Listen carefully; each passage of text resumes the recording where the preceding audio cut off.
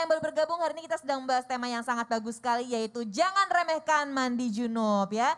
Tadi guru-guru kita juga sudah menjelaskan ya secara detail ya, bagaimana kita harus mandi junub itu harus menggunakan air yang seperti apa, terus harus meratakan dari ujung rambut sampai bawah, bagaimana mengajarkan anak perempuan metodenya, pokoknya benar-benar lengkap ya dan detail tadi. Mudah-mudahan kita bisa mengamalkannya. Nah lanjutnya Habib Muhammad Syahab ini Siap. Aca Masya Allah. penasaran lagi, lengkap loh. Habib Muhammad Syahab, Masya Allah. Kaget ya. Habib ini misalnya nih ya, biar semangat Bib. Siap. Misalnya kita menunda nih untuk segera melakukan mandi junub. Dan langsung melakukan aktivitas rumah tangga, ya Baik. kan Bib. Nah apakah benar jika seseorang yang belum mandi junub ya, atau masih dalam keadaan najis, itu akan selalu diikuti setan atau jin? Nah, mau izin Bib? Siap, izin semuanya.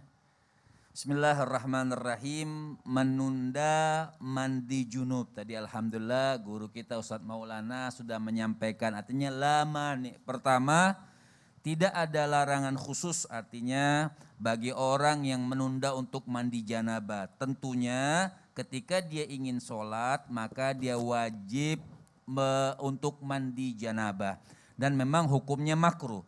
Cuma berdasarkan hadis daripada baginda Nabi besar Muhammad sallallahu alaihi wasallam mubarak alaihi wa ala alihi, Nabi pernah mengatakan salasatun la taqrabuhumul malaika al-junubu was-sakran kemudian al-utul makhluk bil khuruq artinya ada tiga hal yang memang dijauhkan malaikat pergi dari dia. Tapi hanya malaikat rahmat, bukan malaikat rakib sama atid. Kalau ini pergi juga, wah nggak ada yang catat gitu ya, bebas dong gitu ya. Artinya malaikat yang membawa keberkahan. Jadi keberkahan malaikat barakah nggak mau. Kenapa? Orang yang junub itu ulama tasawuf mengatakan ketika junub mengeluarkan bau. Jadi malaikat tidak mau. Subhanallah. Bau, jadi malaikat pergi. Jadi di antara yang tidak didekati oleh malaikat, orang yang junub lagi junub belum mandi janabah. Kemudian orang yang sakron, mabuk-mabukan, orang yang make wangi-wangian yang memang khusus buat perempuan yang dilarang buat laki-laki. Itu dijauhkan dari malaikat barokah. Makanya kalau malaikat jauh yang dekat setan. Malaikat jauh yang dekat jin. Makanya kenapa diikutin karena nggak ada malaikat barokahnya, jin yang nempel. Makanya kadang orang-orang junub itu kalau lama mandi suka gelisah, nggak enak gitu. Ya, ingin ketemu air, nah itu makanya tidak artinya dimakruhkan. Tapi ada nggak caranya ketika malam misalnya, malam malas untuk mandi, nah, malam malas untuk mandi ada dua cara. Pertama dia mandi dulu, kepalanya aja yang dibasuh atau tangan. Makanya saya katakan kewajiban mandi itu ada dua. Caranya bangga, dia berwudu kemudian dia niat. Nawaitu rafal hadatsil akbar lillahi ta'ala. Baru niat mandi. Tapi kan belum sah, kenapa? Belum meratakan air. Jadi besok bangun pagi tinggal meratakan air, maka hilang makruhnya. Karena Nabi SAW, artinya Rasul SAW, beliau itu apabila pengen tidur, ketika dalam keadaan junub, idza arada an yakula aw yanam wa huwa junubun yatawadda atau tawadda. Nabi SAW ketika beliau ingin makan, minum atau tidur dalam keadaan junub maka beliau berwudu. Seorang bertanya kepada Sayyidatuna Aisyah radhiyallahu anha wa ardaha. Hudzaifah beliau bertanya bagaimana? Apakah akan Nabi SAW yaghtasilu qablal yanam au yanam qablal yaghtasil. Beliau bertanya kepada Nabi beliau bertanya kepada Sayyidatuna Aisyah, apakah Rasul SAW beliau mandi sebelum tidur atau tidur dulu baru mandi? Jadi Nabi kadang melakukan mandi sebelum tidur, kadang juga melakukan tidur dulu sebelum mandi, tapi yatawadda, Nabi berwudu, maka ulama berpendapat untuk menghilangkan makruhnya orang yang janabah ingin tidur atau ingin makan atau ingin minum, maka dia berwudu untuk menghilangkan makruhnya seperti itu.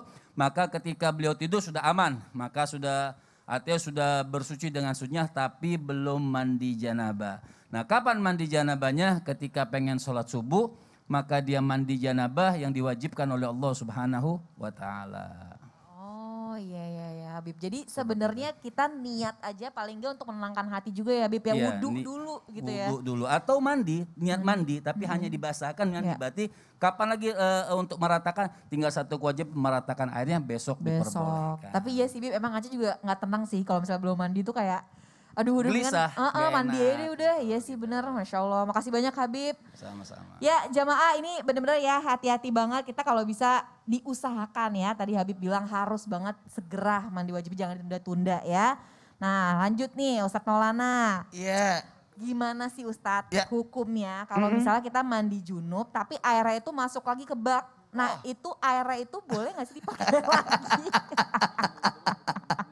Itu gimana mohon izin Oh iya, Ustadz. siap.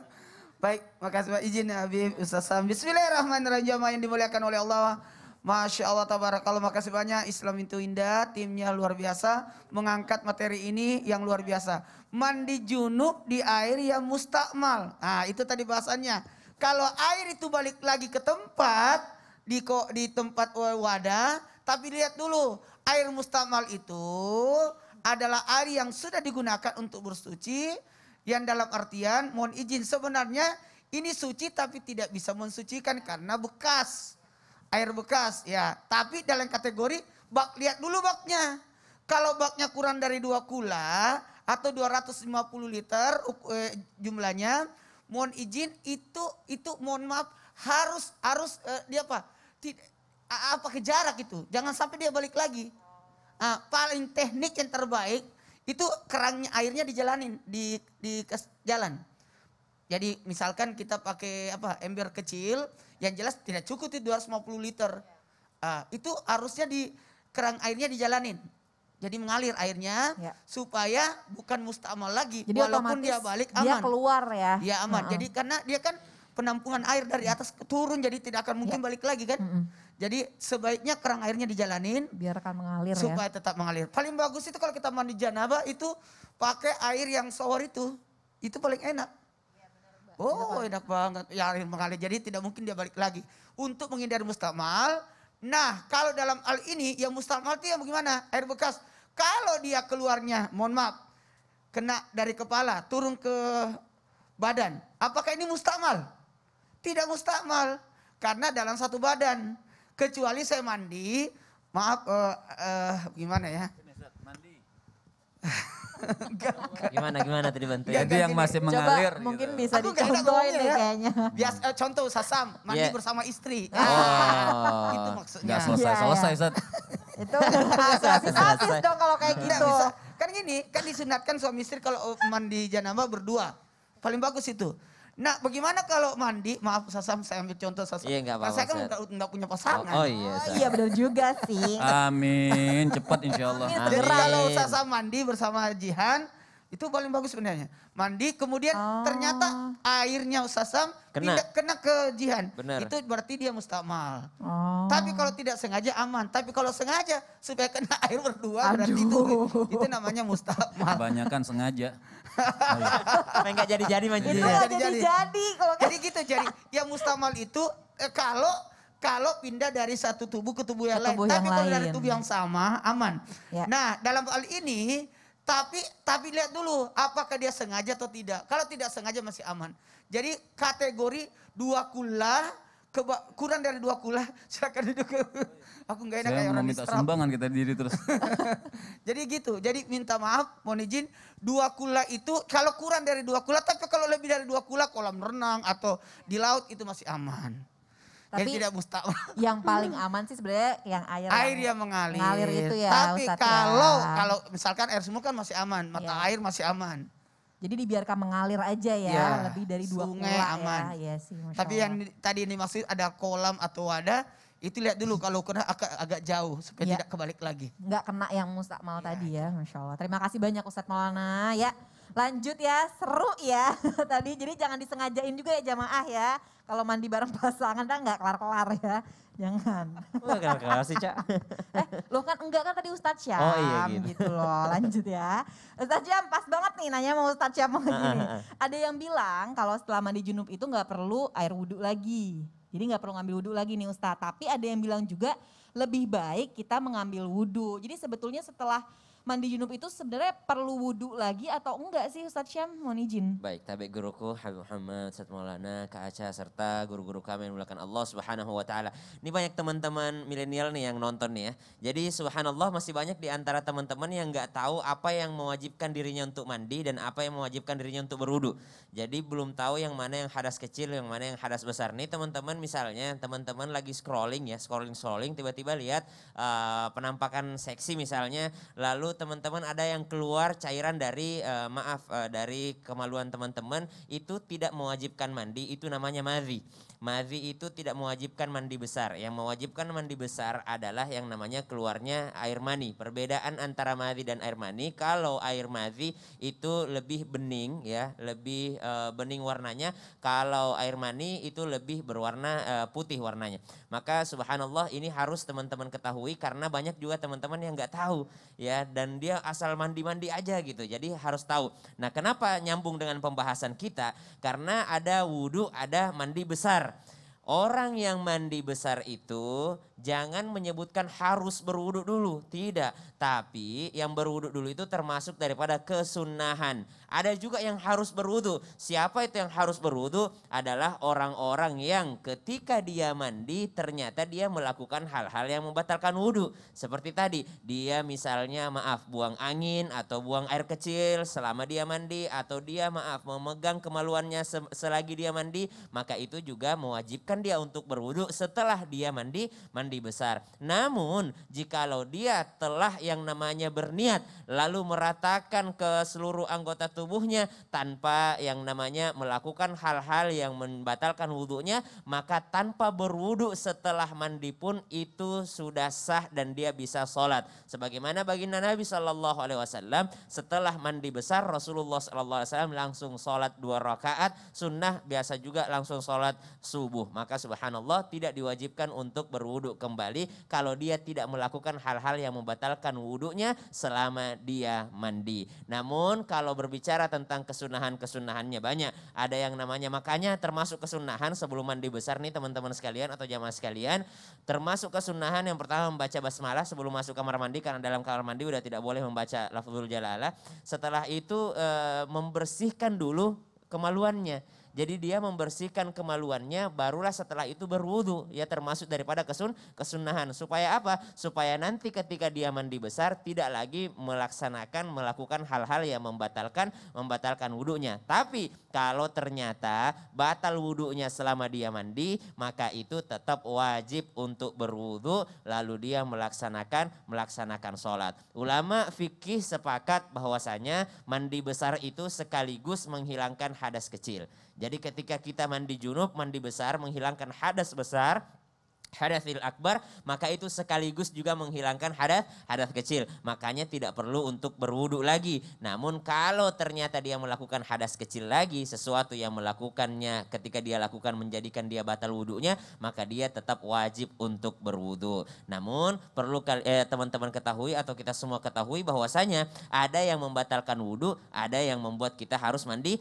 besar. Ini harus kita bahas lagi di tema yang lainnya mungkin, karena waktu yang tidak memadai, bahwasanya kita harus tahu yang mana yang membatalkan wudu, yang mana yang mengharuskan kita untuk mandi besar gitu, Ca. Masya Allah, berarti emang bener-bener ini kayaknya harus perlu dicatat sama jamaah Bener, ya Ustadz Syam ya. karena banyak yang salah paham, nih harus mandi enggak ya. Nah banyak juga yang salah memberikan kata ketika dia mengucapkan sesuatu, dia bilang harus, padahal beda harus, beda sunnah. Iya. Iya. Jadi kadang-kadang karena dia nggak tahu apa yang udah dia lakuin hukumnya, akhirnya Bener. jadinya mandi wajib aja tapi nggak tahu membatalkan Betul. wudu yang mana ya Ustadz Siap. Syam ya. Masya Allah, terima kasih banyak Ustadz Syam. Ya, ini lanjut ya Habib Muhammad Syahab. Wah lengkap lagi nih. Biar semangat Beb, lagi-lagi. Habib, ini gimana sih mengetahui bahwa mandi junub itu kita diterima apa enggak nih ya kan? Sudah merasa apakah najisnya udah bersih apa belum gitu, udah nggak ada lagi. Nah, apakah ada ciri-ciri untuk mengetahui bahwa mandi junub kita benar-benar sudah bersih dari sisa-sisa najis? Mohon izin, silakan Habib. Baik. Bismillahirrahmanirrahim. Pengen tahu, ini bisa kita kategorikan ada orang yang yakin, ada orang yang was-was. Da' ma yaribuk ila ma yaribuk fa inda sidqa yunji. Ada hadis daripada Rasul Shallallahu Alaihi Wasallam, Nabi mengatakan tinggalkan keraguan-raguan, tinggalkan keraguan-raguan. Di antara untuk menghilangkan keraguan-raguan kita adalah belajar. Orang mandi janabah, bagaimana dia tahu bahwa mandi janabahnya sah atau tidak? Dengan belajar.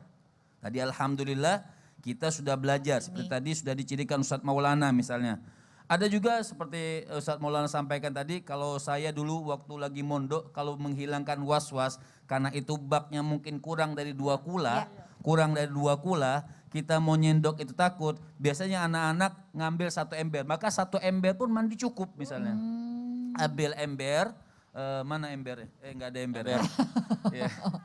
Artinya ember kita ambil, taruh situ dah. Kita ambil embernya, taruh di atas bak.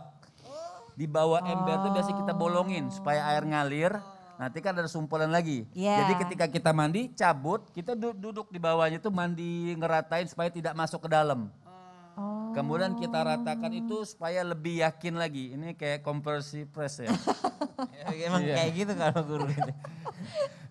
Jadi kita cabut, udah mandi sudah. Arti kita mau sabunan misal, tutup lagi supaya tidak mubazir yang ngalir, tutup lagi sudah. Kita sabunan segala macam, mau mandi cukup. Jadi 1 ember pun sebenarnya cukup untuk mandi janabah. Nggak harus yang berember-ember, bak-bak sampai 1 bak habis. Nah itu juga mubazir. Harus 250 liter. Harus 20 lah katanya. Sampai habis semuanya itu juga mubazir. Makanya kadang-kadang orang perempuan tuh, oh saya malas, saya mandi besok gitu kan. Karena tata caranya salah dan berlebihan. Benar, Beb. Jadi tidak harus dengan was-was. Jadi kalau memang sebenarnya gampang, bagaimana tahu ciri-cirinya supaya mandi bukannya diterima ya, mandi janabahnya sah. Sah secara hukum fikih itu adalah dengan tata cara ilmu fikih yang benar, yang bisa dia lakukan, dia praktekkan secara syaraknya, secara syar'i, secara agama dengan niatnya, maka ragu-ragunya nggak ada. Ini kadang-kadang nih sudah keluar kamar mandi, aduh kayaknya jempol saya belum kena airnya, itu yang repot lagi. Belum rata ya. Belum Ulang rata lagi kayak itu. dong. Yang penting rata, kita yakin itu sudah, dimana yakin. Yakin itu sudah rata, selesai. Jadi jangan dibawakan was-was dan Iya repot. sih, tapi bener ya Habib ya, maksudnya balik lagi kita ini harus juga mau belajar ya Habib Wajib, ya. belajar itu kan hukumnya wajib. Jangan cuma baca-baca tanpa guru, nah itu berbahaya Masya nanti. Allah, makasih banyak Habib. Nah Sama-sama. jamaah, maka ini kesempatan nih hari ini kita sama-sama belajar di Islam itu indah ya. Jadi dicatat setiap lagi kajian ya, biar nanti bisa kita hafalin masuk supaya bisa diamalin ya. Amin ya. Nah jamaah, setelah ini nanti akan masuk ke segmen Tanya Dong Ustadz lagi ya. Jadi bagi yang mau bertanya silakan langsung aja mengirim pertanyaannya ke Instagram @islamituindahTransTV. Tetap di Islam itu Indah, jamaah-jamaah, alhamdulillah.